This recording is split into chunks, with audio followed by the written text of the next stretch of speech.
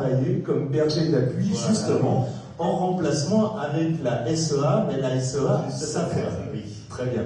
Donc c'est un sujet que vous connaissez bien. Quand comme ça je dis, peut-être à tort, que sans qu'en Italie, on a déjà bien avancé sur comment utiliser le tourisme pour l'agriculture et comment en agriculture on peut aussi se rapprocher du tourisme. Comment est-ce que vous vivez ça en Italie? Comment est-ce que vous intégrez, vous, en tant qu'agriculteur, des notions touristiques, le rapport que vous pouvez avoir avec le tourisme? Bon, c'est vrai que c'est très important quand on produit, quand on transforme, vendre ces produits, et du coup c'est très important de se relationner avec les touristes qui sont souvent des habitants des villes qui viennent à la campagne, qui viennent en montagne acheter des produits. Et c'est très important de communiquer qu'est-ce qu'on fait, comment on le fait, et vraiment transmettre une passion et la qualité des produits qu'on fabrique. Ça a commencé il y a longtemps en Italie, ce principe-là. Peut-être que oui, mais je n'ai pas, je sais. Vous n'avez pas forcément. Il y en a d'autres qui vont peut-être nous en parler. Comment est-ce que vous faites au quotidien? Comment vous arrivez à alimenter ce rapport? Il faut avoir beaucoup de passion, être toujours souriant et voilà, passionné de son métier, avoir envie de transmettre la passion qu'on a.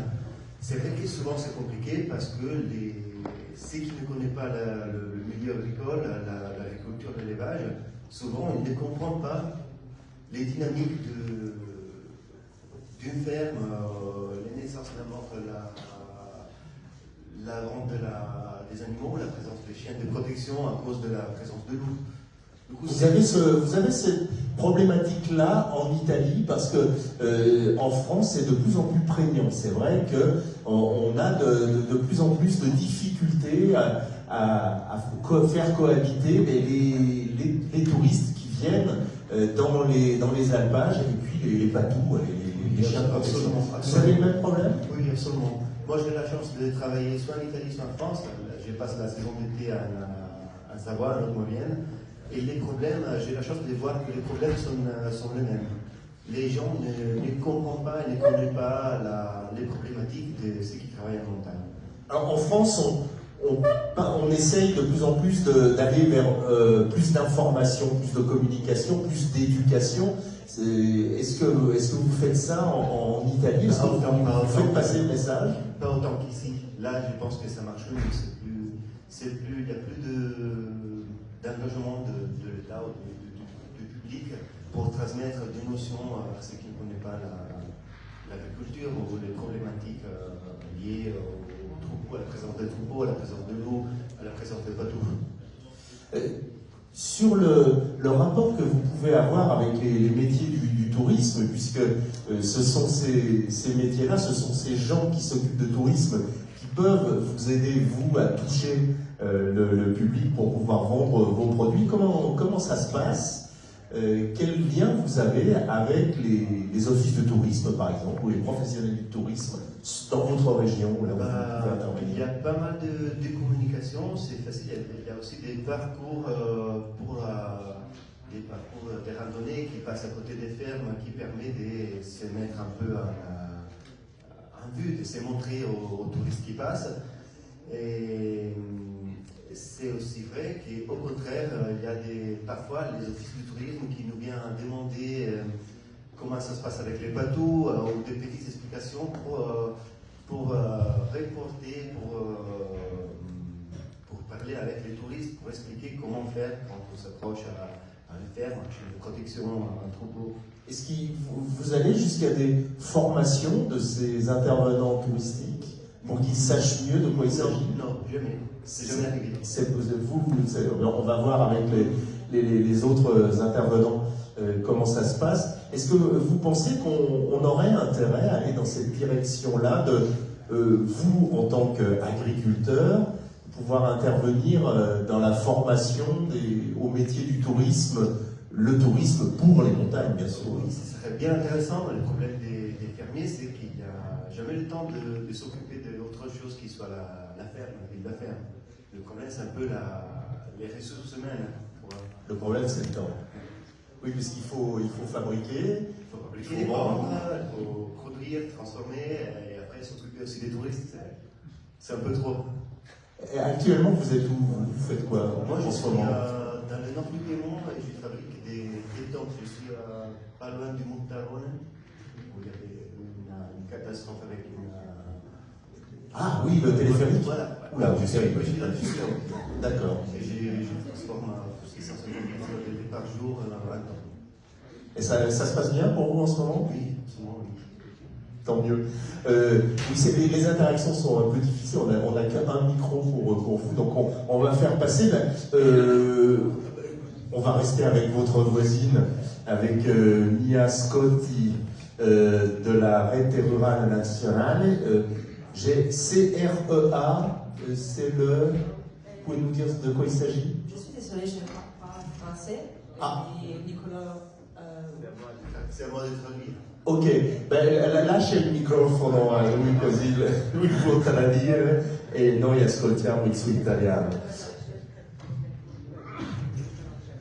Alors, vous êtes économiste, expert des politiques et des projets de soutien au développement territorial.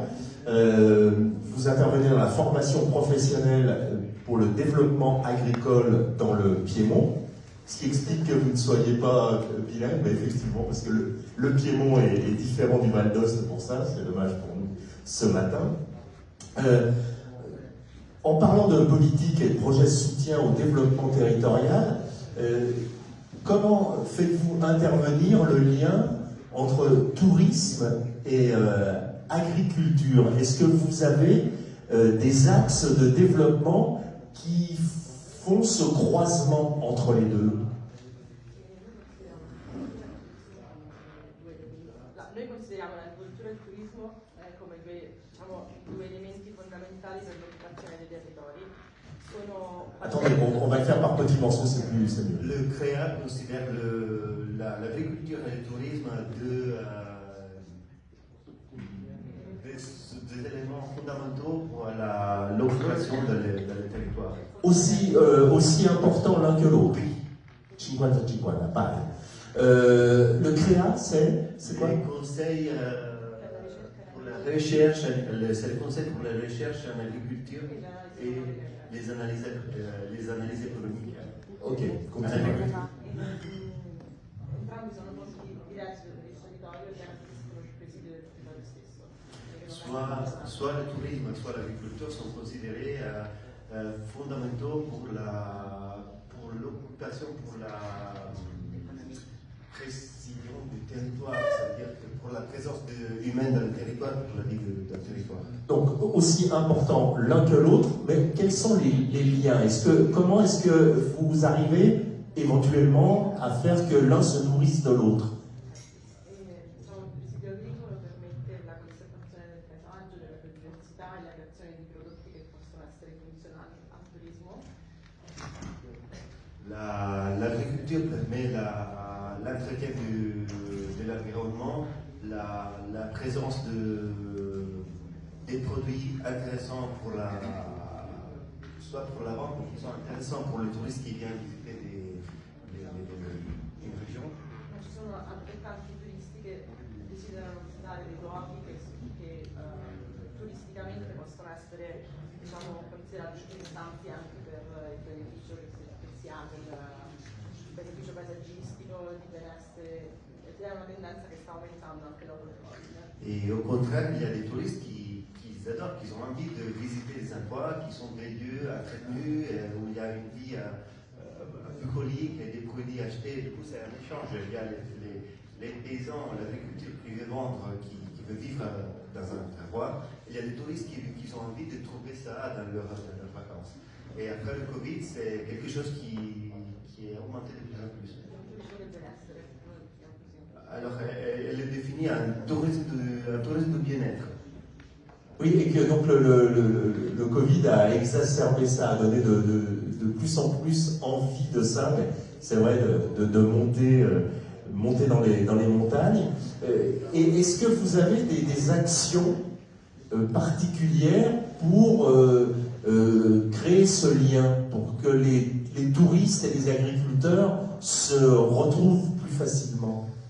A livello nazionale, personalmente ho collaborato con la strategia nazionale Aree Interne, che è una politica nazionale che investe e supporta lo sviluppo agricolo, ma anche azioni turistiche legate alle specificità del territorio e quindi di nuovo alla valorizzazione del prodotto, alla commercializzazione dei prodotti tipici. Mia, elle a travaillé directement avec un organisme qui s'occupe exactement de ça, tout de la valorisation des produits typiques, de la valorisation des territoires. Et du coup, il y a des organismes qui m'y connaissent très bien, qui s'occupent de ça, qui font de la promotion soit des produits, soit des territoires, parce que le tourisme arrive à des Quindi europei investono molto a livello gestire a livello nazionale e regionale per investire nel supporto dei produttori, che passa anche attraverso il supporto alle iniziative come il turismo. C'est l'organisme pour lequel elle travaillait, c'était un organisme qui s'occupait exactement de directionner les investissements européens dans le désert qui avaient besoin exactement de ça. Ça se traduisait par quoi alors? Quel type d'action? Ça s'appelle la stratégie nationale pour les arrêts intérieures. Pour les aires? Pour les aires intérieures, pour l'arrière-pays. Ceux qui sont les zones un peu plus reculées. Oui, défavorisées.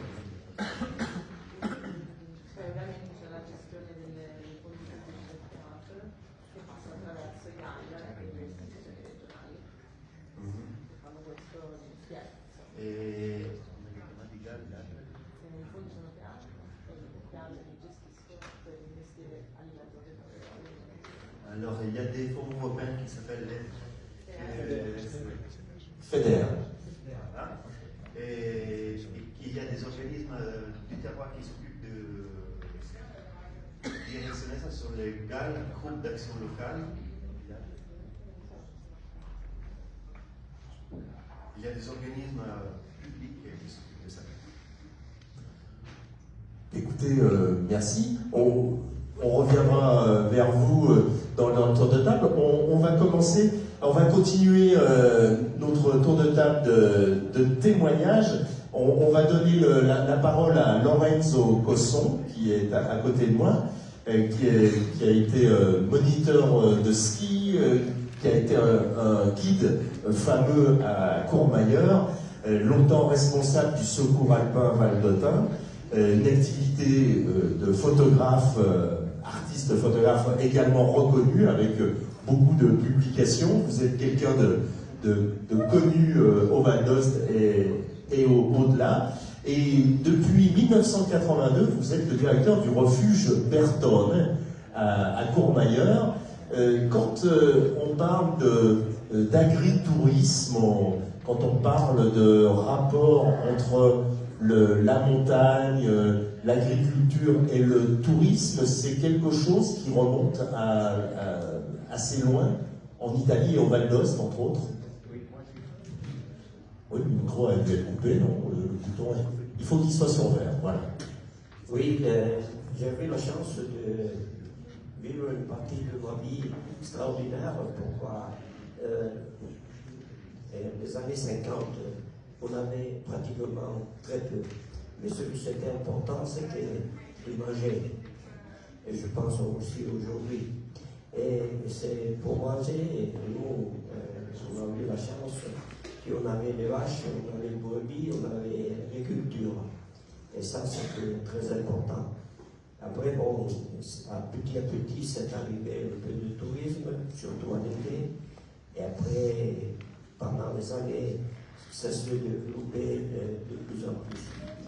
Moi, j'ai eu la chance de vivre cette partie de la vie en faisant un petit peu surtout et en allant dans d'autres pays et voir ce qui s'est passé. Et l'évolution du tourisme, j'ai vraiment apprécié beaucoup. Pourquoi? nous a permis, si avant on avait des vaches qui nous réchauffaient pendant l'hiver, à petit, on a eu l'eau dans la maison, on a pu avoir aussi un peu d'eau chaude pour se laver. Et depuis, le tourisme s'est déroulé aussi en hiver.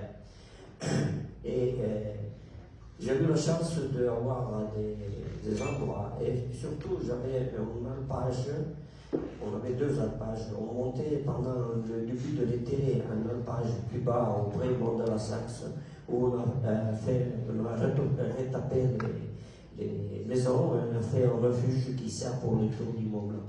Et ça, je trouve que c'est très important. Pourquoi? Le Tour du Mont Blanc, de plus en plus, il y a des gens qui le font. Je pense malheureusement à une chose, qu'un jour ou l'autre, il faudrait quand même dire qu'il y aurait trop de gens qui font le Tour du Mont Blanc.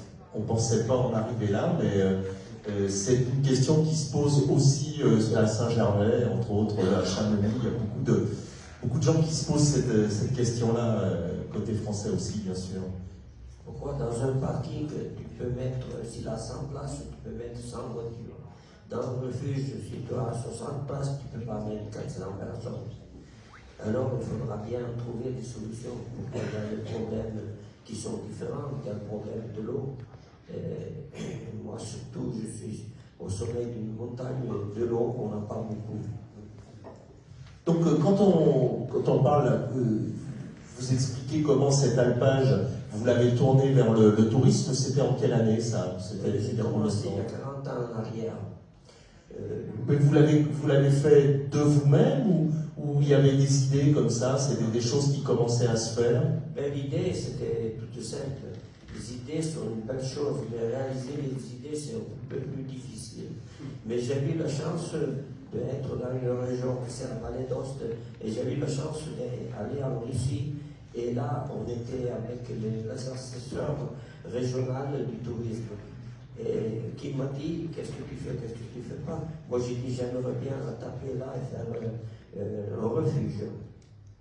Et malheureusement, bon, je n'ai pas pensé, j'ai dit, je le ferai quand j'ai de l'argent. Après, lui m'a dit de venir dans son bureau. Je suis allé, il me dit, mais tu sais que la région donne le 70% à fond perdu pour étaper, pour faire des refuges?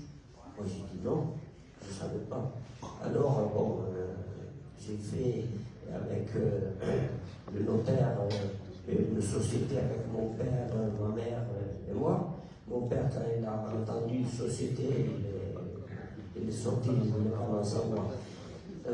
C'est pour faire comprendre que c'était pas facile.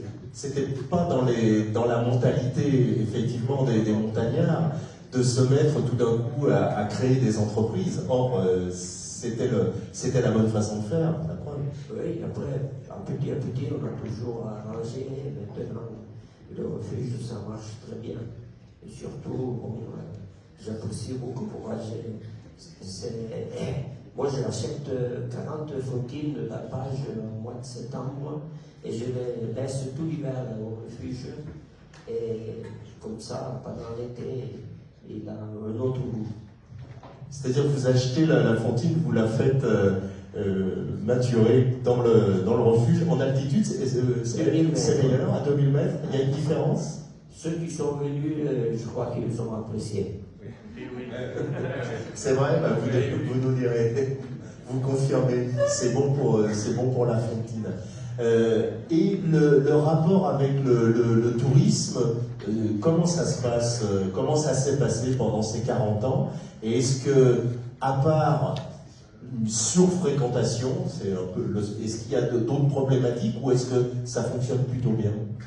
Ça fonctionne plutôt bien, il faut dire, mais c'est comme partout, il y a des personnes qui ont l'éducation, des personnes qui n'ont pas. Et ça, il faut faire avec, il n'y a pas d'autre solution. Quel type de problème vous pouvez rencontrer? Surtout, j'ai jamais vu un refuge qui n'a pas d'eau. Et si tu n'as jamais vu, peut-être c'est la première fois que tu le vois. Et c'est pas seulement mon refuge qui n'a pas eu ce problème. Et il faut dire que ceux qui font le tour du Mont Blanc, il n'y a aucun problème sur ce thème. c'est surtout ceux qui montent à midi pour manger, qui pensent qu'un refuge c'est un hôtel à Courmayeur. Comme un restaurant, qui ont du mal à comprendre qu'il y a des, Il y a des difficultés. il y a des difficultés différentes. Le ravitaillement d'eau, le traitement des eaux noires, l'électricité. Et c'est pas comme à Courmayeur que tu peux faire un hôtel et tu as tout. Et là-haut, il faut à petit s'arranger. Alors vous n'êtes plus du tout dans l'agriculture maintenant, vous êtes en tant que refuge, votre lien c'est le tourisme, vous êtes avec des touristes et des visiteurs. Quel lien est-ce que vous avez gardé avec les agriculteurs, avec l'alpage? Ça, les agriculteurs, on ne mange pas. Et surtout, je trouve que les dernières années, on a eu une très belle, comment on se dit, rapport avec ceux qui produisent ceux qui servent pour le refuge. Il y a seulement un problème que j'ai vu, c'est pour faire la polenta. Voilà. Je n'ai pas encore arrivé à voir la farine comment il faut. Mais pour tout le reste, c'est parfait. Oui, parce que chose de l'agriculture du Val d'Ost. Parce que dans la farine dans le Val d'Ost, il n'y en a pas beaucoup quand même. Il n'y en a pas beaucoup, mais c'est pour tout. Malheureusement, je la fais sur le fourneau à bois. Et la faire sur le fourneau à bois, il faut mélanger plusieurs caractéristiques de fruitier. Et de maïs, de semoule. Ouais. C'est une chose drôle, mais c'est Et pourquoi il faut des tailles de grains différents à cause de la chaleur du bois? Oui, la chaleur du bois fait cuire très rapidement la polenta. Et alors, oui, on rigole pas avec ça, effectivement. Ça fait la différence. On approche de midi, je sens qu'on risque d'en perdre pas. Merci beaucoup pour ce témoignage. Quand même, une question sur la formation. Quand vous avez écouté tout à l'heure, avec ces formations, on croise de plus en plus tourisme et agriculture. Qu'est-ce que vous en pensez? Est-ce que ça va dans le bon sens? Est-ce que c'est des choses qu'il faut favoriser? c'est parfait, il faut faire ça. C'est très important, pas inventer l'eau chaude. Alors, transmettre aux jeunes, ceux qui ont l'expérience des anciens, c'est très important. Moi, je profite seulement de vous remercier pourquoi je suis très proche ici. Pourquoi j'avais un ami qui l'a fait de maire de la Cluse pour 20 ans, Yves Paulet-Villard. Et c'est grâce à ces personnes qu'il t'apprend à aller en montagne, et je pense que c'est la même chose de ce que vous êtes en train de faire, et je trouve très très importante. En France, peut-être une dernière question, puis on reviendra, on a un petit peu de temps devant nous. Dans les alpages français, on a peut-être moins d'ouverture, on a on est beaucoup dans des expériences familiales, des entreprises familiales, et qui sont peut-être moins ouvertes aux autres territoires qu'en Italie. Est-ce que vous avez remarqué ça ou pas? Ou c'est une fausse idée que je me fais? Moi, malheureusement, je suis à Courmayeur. Et je regrette que Courmayeur, malheureusement, c'est les pires de toute la vallée d'Ost pour les alpages. Ce que c'est abandonné. Il n'y a plus de vraie tradition d'alpage à Courmayeur. Tiens. Malheureusement, c'est comme ça. Alors que ailleurs dans le Val d'Ost, c'est tout différent, oui. Et c'est tout bien fait. Peut-être le trop riche d'argent est un peu pauvre d'esprit. Donc il y a encore des choses à faire. Oui, il y aurait toujours des choses à faire, autrement, ça serait fini. Merci beaucoup Lorenzo de ce témoignage. Stefano Pramaton, vous venez d'une famille d'éleveurs de bovins, vous avez étudié à l'Institut agricole régional, dont on a parlé, à l'IAR. Moi j'ai été assez impressionné, c'est vrai qu'on a l'impression que c'est IAR, c'est en fait en même temps les Nives, en même temps Iseta et en même temps la formation au métier de la montagne de Thônes. Hein. On a tout dans la même école, et ça illustre bien aussi peut-être des différences de mentalité, de mise en place de choses. Donc, on va peut-être en parler. Vous avez été moniteur de snowboard, vous travaillez actuellement pour l'école de ski de Gressoney.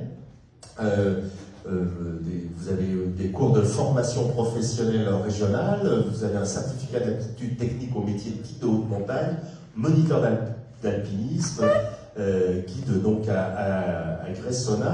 Vous êtes technicien de secours alpin et vous êtes actuellement spécialisé en secours en montagne au secours alpin Valdôtain. Voilà un peu, donc on comprend que vous touchez à tous ces métiers de la montagne, des métiers donc touristiques, hein, puisque vous êtes guide, mais vous venez de l'agriculture. Donc actuellement, vous êtes secouriste en montagne en fait. C'est votre activité principale. Qu'est-ce que votre activité principale actuellement, c'est quoi? Bon, alors, je n'ai pas une activité principale, hein, Oui. et on arrive plus ou moins à faire tout. Voilà. Et moi, j'arrive de l'agriculture, j'ai fréquenté l'Institut agricole, comme vous avez dit, et grâce à l'Institut agricole, que pendant l'hiver, une fois, on amenait les enfants à faire des activités en montagne, comme des cours de ski. Et de là, j'ai commencé tout comme moniteur de ski, après le moniteur de ski comme guide de haute montagne.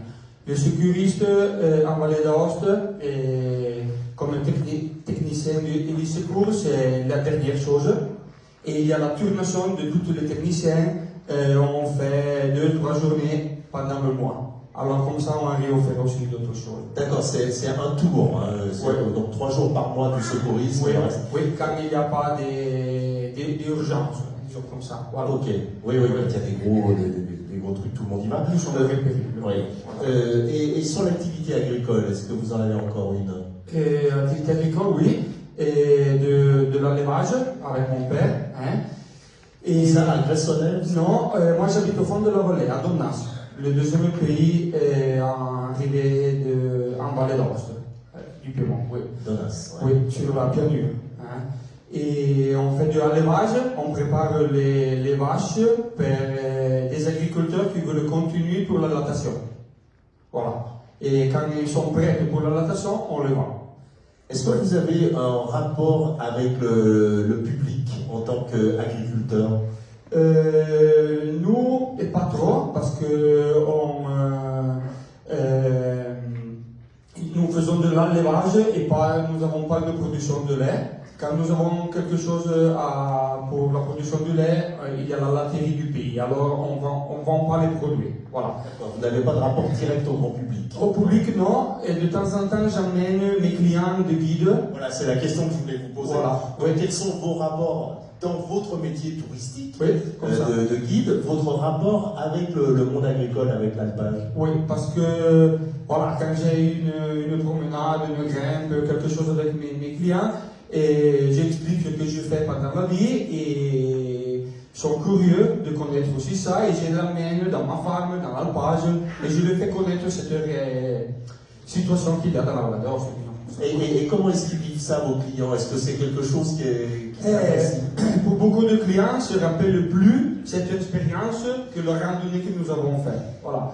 Parce que je l'amène dans le bétail au milieu des vaches libres et ça pour des personnes qui arrivent dans la ville, c'est pas une chose de tous les jours. Voilà. Oui. Donc là, en fait, vous illustrez parfaitement l'intérêt qu'il y a lorsqu'on est quelqu'un qui est dans un métier touristique, puisque en tant que guide, mais votre formation, puisque vous venez du monde agricole, et du coup, là, c'est un vrai plus, parce que j'imagine que vous avez des collègues guides qui ont moins cette envie d'aller vers l'alpage. Voilà, c'est comme ça, oui.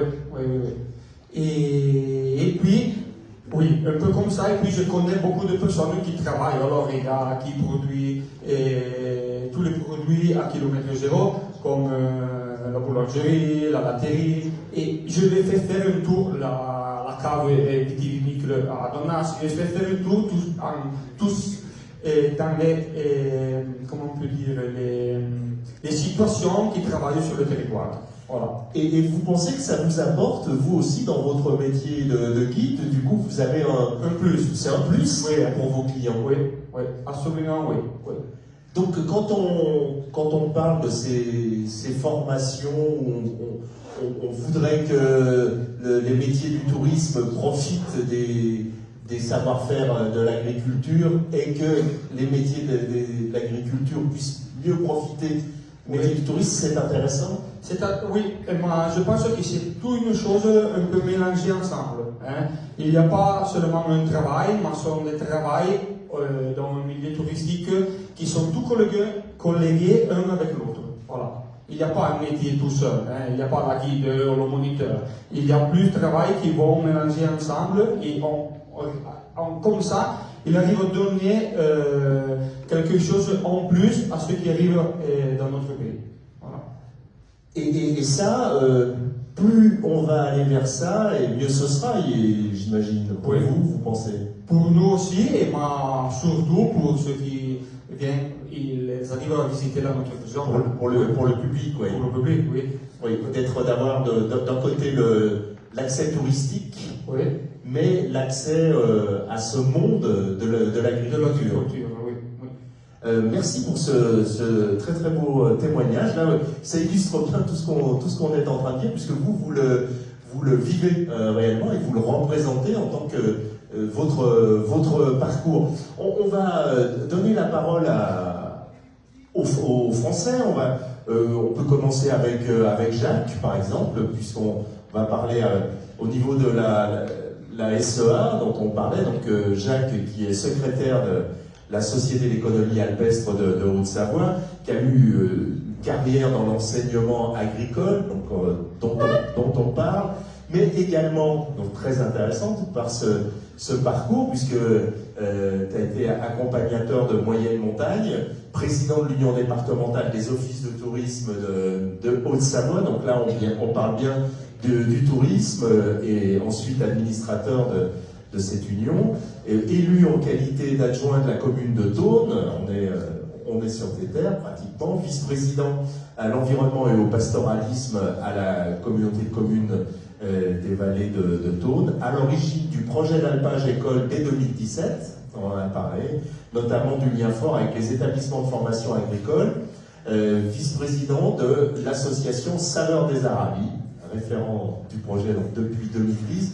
Donc Jacques, par rapport à tout ça, ce parcours, est-ce que tu vois, toi, une différence dans ce qui peut se passer en Italie et ce qui se passe en France? Est-ce qu'on fait suffisamment? Est-ce qu'on peut faire plus? Je pense qu'on partage vraiment les mêmes problématiques. Qu'on soit dans le Val d'Aoste ou qu'on soit dans les Ardennes. Moi je me croyais dans un congrès de la SEA au Savoie, quand on a parlé, effectivement, c'est les mêmes mots. Hein. Je pense qu'on a des échanges avec le Val d'Aoste. Nous, notre société d'économie alpestre, on essaie aussi de se rencontrer et de partager nos problématiques. On l'a fait aussi dans le milieu du tourisme. Quand j'étais président des offices de tourisme, on a eu un projet Alcotra avec le Val d'Aoste sur les sujets touristiques, mais intimement liés aux problématiques agricoles aussi. Donc aujourd'hui, moi je pense qu'il y a peu de différences entre nos territoires, sauf des différences économiques, des différences peut-être en termes de population, mais on partage les mêmes problématiques en termes de fréquentation touristique ou en termes de valorisation des produits agricoles. Donc il y a énormément de choses qui nous rassemblent. Et on subit tous, la pression foncière due au développement touristique, et on subit tous aussi la pression qui est due à la prédation. C'est des sujets que nous partageons, je crois, dans leur ensemble. Et puis il y a aussi le sujet qu'on a évoqué avec Nicolo juste avant, d'une difficulté des fois de compréhension entre un public qui vient de la ville et qui vient à la montagne et qui n'est pas forcément prêts à accepter les contraintes, comme l'a dit même Lorenzo, tout simplement qui ne comprennent pas pourquoi il n'y a pas d'eau ou pourquoi il y a des chiens de protection. Voilà. Tout à l'heure, il y a nos amis italiens qui reparlaient un petit peu des caractéristiques de la montagne et du rôle prépondérant qu'elle joue. La montagne aujourd'hui, c'est vécu par les populations d'abord comme un espace de loisirs. Hein. Et nos populations locales, c'est un espace de pratique agricole. Donc il y a un antagonisme entre ces deux visions et qui se creuse de plus en plus. Hein. Comment faire comprendre aux populations que nous accueillons, aux touristes qui viennent chez nous, qui ont un sentiment souvent d'attache très fort avec nos montagnes, mais pas avec la culture montagnarde forcément.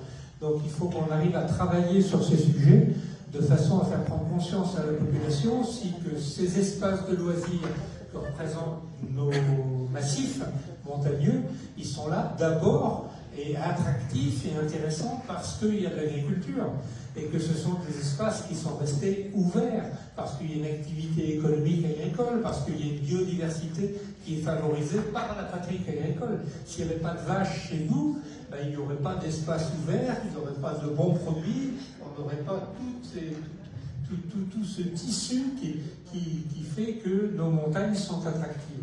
Et en même temps, ces touristes qui viennent, ben on est en conflit permanent, il y a des conflits d'usage avec eux, parce qu'on ne comprend pas qu'il y a une culture qui va barrer un chemin et qu'on ne va pas pouvoir forcément passer d'un trait avec son VTT, que les chiens, faut les tenir attachés, il ne faut pas qu'ils se baignent dans les bassins parce que c'est de l'eau d'abreuvement. On est sans arrêt sur des messages un peu contradictoires entre valoriser nos espaces et puis en même temps expliquer aux gens que ça, faut pas le faire, ça, faut pas le faire. Hein. Et oui, donc, on a un travail ce que énorme disait à faire. Lorenzo, c'est que cette contradiction qui est que on incite les gens à profiter de la montagne et puis on va peut-être devoir leur dire attendez, n'y allez pas tous, on va faire des comparaisons.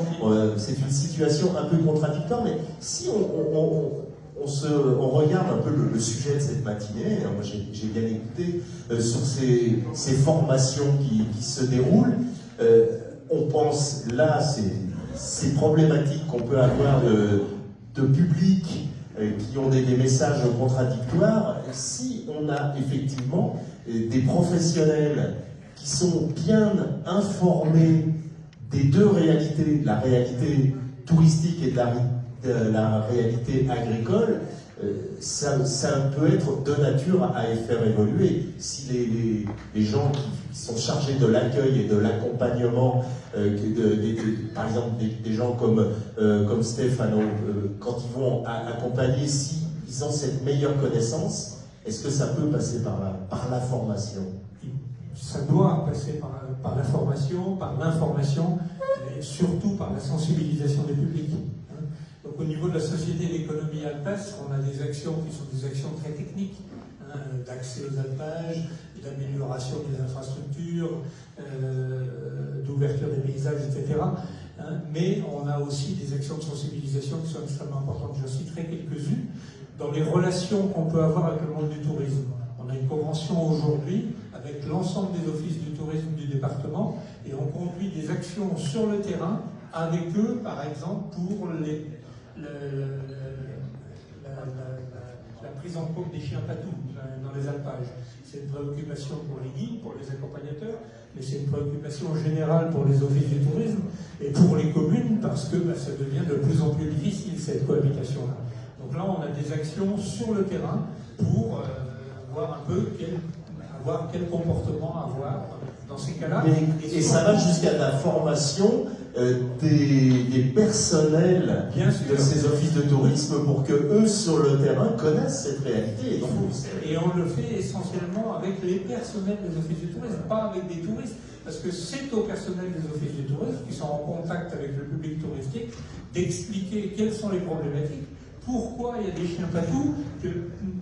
C'est une contrainte que subissent les agriculteurs aujourd'hui, alors que nombre de touristes pensent que pourquoi ils nous emmerdent avec ces chiens, quoi. Voilà, donc on a vraiment des actions de sensibilisation très importantes à faire dans ce domaine-là. Mais on le fait aussi sur la connaissance des produits, sur le respect à avoir par rapport à la pratique agricole. Mais donc, ça veut dire que ces jeunes qui, par exemple, sont en formation pour les métiers du tourisme, on a intérêt dans ces formations-là à ce que dès leur formation, ils puissent avoir cette prise en compte de cette réalité. Je veux dire, dès leur formation, à l'intérieur des formations, mais aussi chez les jeunes publics. On a des actions de sensibilisation dans les écoles primaires, par exemple. On a une action qui s'appelle Un berger dans mon école, où chaque année, dans une vingtaine de classes, on intervient pour expliquer ces problématiques. Et l'intérêt d'avoir une activité agricole, et pourquoi il faut respecter les prairies, pourquoi il faut faire attention aux chiens, pourquoi faire attention aux clôtures, etc. Mais avec une approche un peu ludique, mais qui ne soit pas une approche, je veux dire, où on met en avant que des interdits. Expliquer un peu quel est l'intérêt de ces équilibres à avoir entre les différentes activités. Donc il faut qu'on le fasse avec les petits, il faut qu'on le fasse avec les plus grands. On intervient dans les collèges, on intervient dans les établissements de formation agricole. Bien sûr, sur ces thématiques-là, c'est primordial de le faire pour sensibiliser nos populations et les amener à avoir, je veux dire, une approche positive avec les publics qu'on accueille. On a besoin du tourisme, économiquement, mais le tourisme, il est là et il ne trouve d'intérêt à venir chez nous que parce qu'il trouve une région qui est propre, qui est entretenue, qui est ouverte, dans laquelle ils peuvent déguster de bons produits. Et tout ça, ça dépend d'un équilibre qui est fragile, qui est précaire. Donc c'est un travail de tous les jours à mettre en place. Merci Jacques Douchet, on comprend bien le... Oui, bien sûr. Sur notre action, on conduit qui sont les montées à l'alpage. Alors ça, on le fait avec l'association Saveurs des Aravis, et on organise chaque année une dizaine de montées à l'alpage. C'est pas du folklore, on le fait avec un agriculteur, on accompagne le troupeau, et c'est l'occasion de sensibiliser. On amène souvent une cinquantaine de personnes, qui eux sont des touristes, qui vont accompagner le troupeau et qui vont monter à l'alpage. J'ai en tête une montée à l'alpage à Reclusa, avec un moutonnier qui est de cette commune, de Saint-Jean-de-Sixte, qui, au départ, les gens ne comprennent pas le loup. Le loup, c'est un animal qui est tout à fait beau, magnifique, il faut le protéger. La majorité de nos urbains ont cette idée-là en tête. Et quand lui, au cours de cette montée à l'alpage, a expliqué toutes les contraintes que ça avait pour son troupeau, les contraintes économiques, quand ils ont vu les kilomètres de filets qu'il était obligé de déployer, et quand il a expliqué que la nuit il se levait, etc., on a 50 personnes qui ont une vision en redescendant qui était totalement différente. Et sur l'ensemble des thématiques, c'est la même chose. Donc je crois que ce travail de sensibilisation, on a à le faire au quotidien. C'est vrai aussi à l'alpage école. L'alpage école, il a été fait aussi un peu pour ça.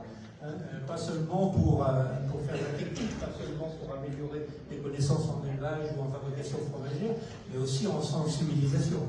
Oui, et partage de connaissances. Merci Jacques. François Taguy, qui est élu et exploitant agricole sur la commune du Bouchet-Montcharlin, pas très loin d'ici, qui a des engagements au sein de la profession agricole depuis longtemps, exploitant en GAEC, gestion d'un refuge, petite restauration à l'alpage, mais aussi membre de la Chambre d'agriculture Savoie-Mont-Blanc, élu en qualité de conseiller municipal de la commune du Bouchet-Montcharlin, qui a été président du syndicat des jeunes agriculteurs au niveau national, avec des implications dès 2004 dans ce mouvement des JA, des jeunes agriculteurs, président du Centre de ressources pour l'agriculture de qualité et de montagne.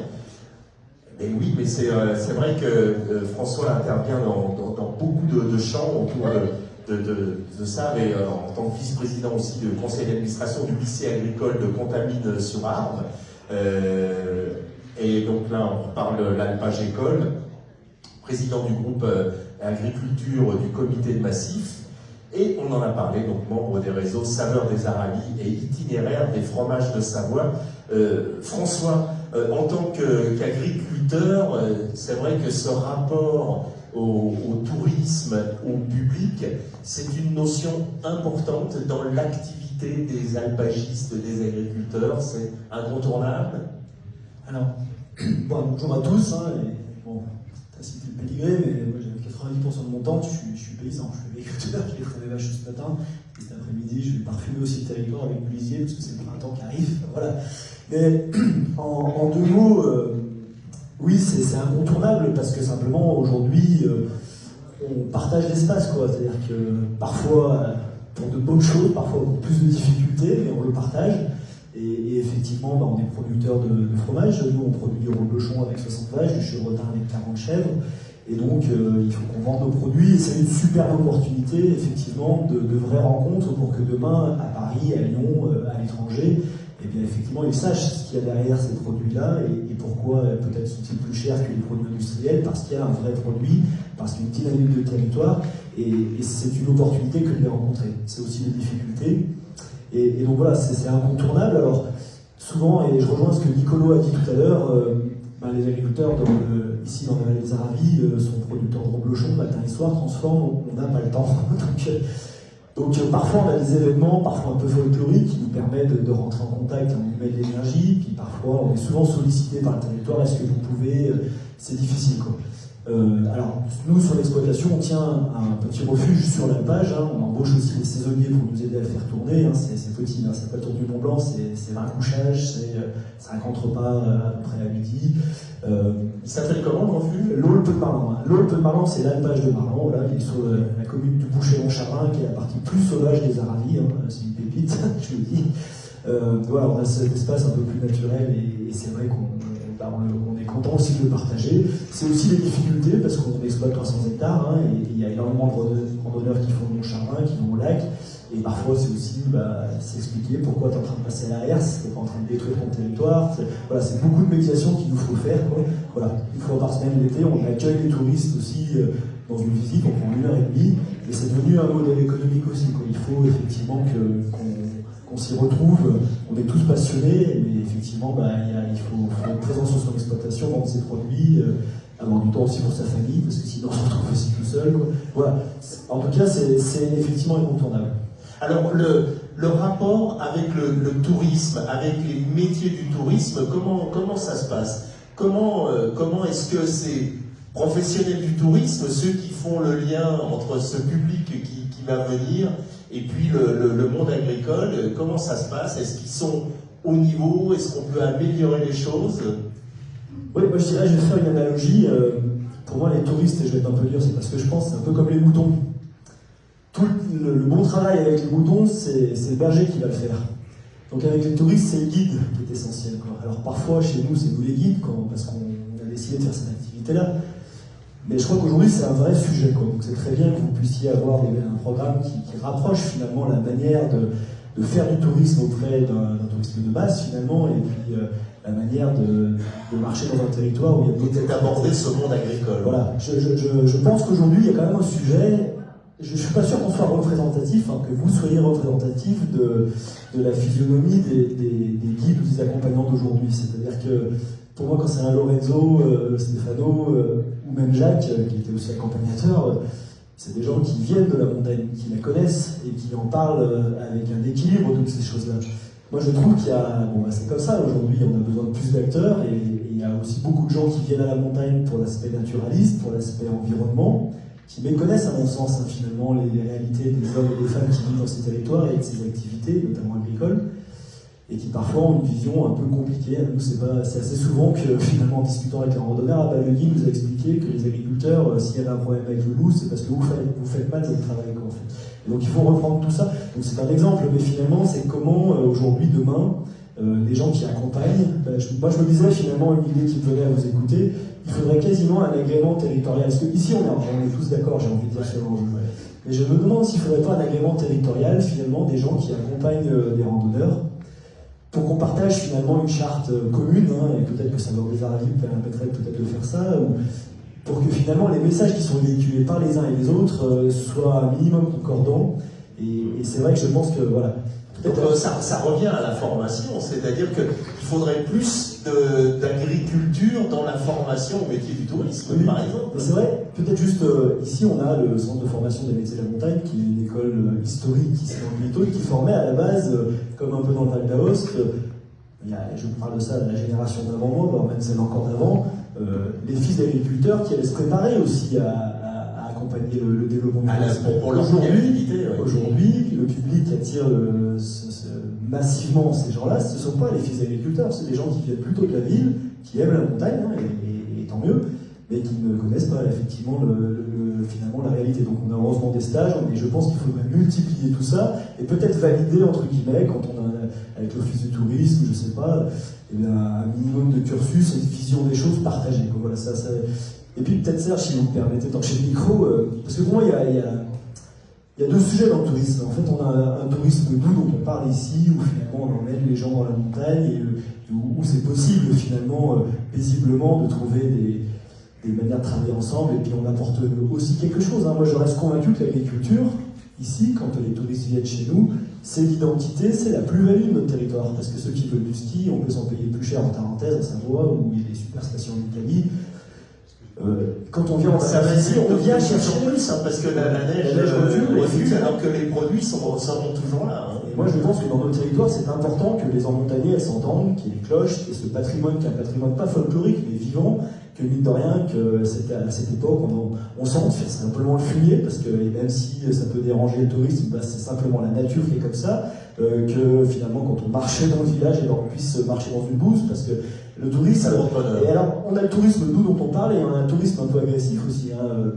Parfois les agriculteurs sont aussi échaudés, des fois il faut qu'on se batte pour protéger le foncier, parce qu'un club méditerranéen veut supprimer un alpage, parce que finalement on veut accueillir une certaine forme de tourisme. Donc c'est vrai que pour moi il y a aussi une importance, au-delà de ce qu'on se dit là, peut-être un peu entre convaincus, qu'on ait une prise de conscience un peu plus forte de qu'est-ce qu'on veut à long terme dans ce territoire et comment on préserve l'agriculture. Et je pense que, pour avoir échangé avec mes collègues valdôtains, c'est aussi un sujet, quoi. C'est-à-dire quelle place il reste pour les agriculteurs pour faire comme il faut leur métier, pour qu'on ne soit pas juste une carte postale un peu pour éviter la sanctuarisation. Et que finalement on soit là pour créer une activité toute l'année. Et puis finalement maintenir cette âme un peu du territoire et du pays, qui est à mon avis la meilleure rente touristique et paysagère finalement qu'on peut offrir au tourisme et puis aux autres. Merci François Tapuis. Voilà, on a croisé un peu des points de vue, il y a un vrai consensus, on a bien compris qu'on a bien besoin de ces deux activités. Ça a été bien confirmé par ceux qui sont plus dans le tourisme que dans l'agriculture ou l'inverse. Mais en tout cas, les deux se nourrissent. Moi, j'ai bien compris qu'on avait intérêt à travailler ensemble, à bien se connaître, que ça doit passer aussi et d'abord par la formation, puisque c'est là que ça commence. Moi, c'est ce que je retiens un petit peu de ce tour de table. J'avais dit qu'on garderait du temps, vous voyez, il nous reste 25 minutes, donc on a largement le temps de prendre encore des avis, des témoignages, des questions. On peut échanger et redonner, bien sûr, la parole à nos intervenants sur tel ou tel sujet. Qui se lance? Qui parle éventuellement sa propre expérience? Je ne sais pas, pour peut-être des jeunes sur cet intérêt à